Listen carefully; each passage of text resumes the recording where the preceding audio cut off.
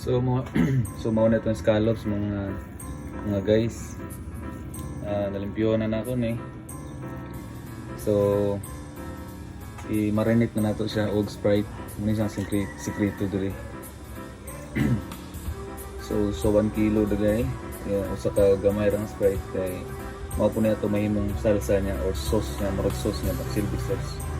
So atong imong karon is butter garlic scallops with marinated in Sprite.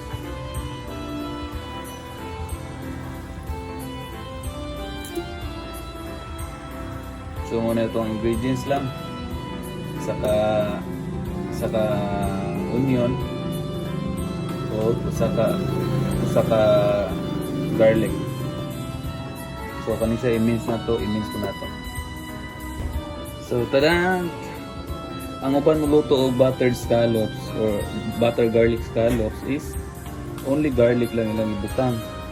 Pero para na ako kaning onion, naagyod ang onion sige sa luto.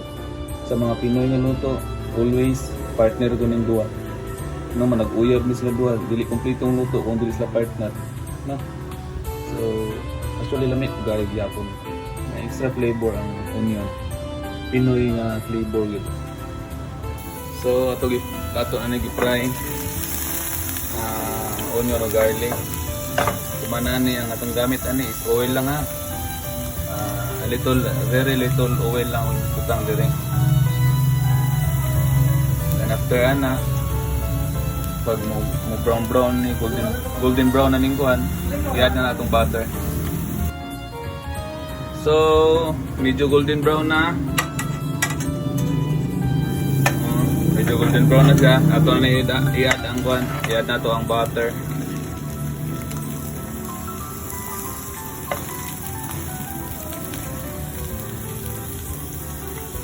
So, i-add na akong butter. Yan, narin mo isa para matunaw siya. Nanaon lang. Antod, matunaw.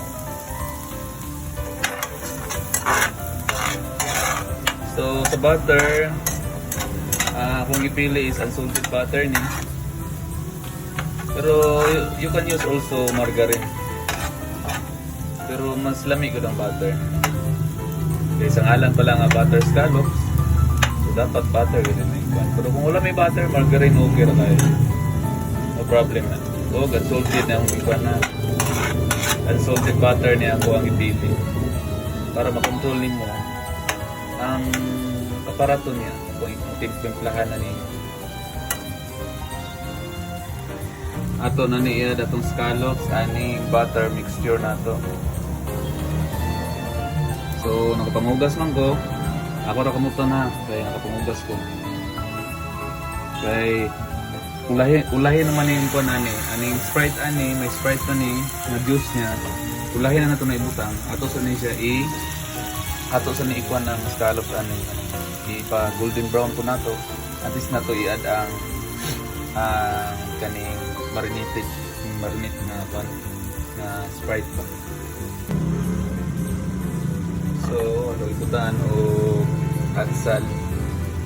No, kaya ang uban na wala kang pot, pero para na ako, pwede siya butang atsal kaya medyo lang sabi gamay ang scallops.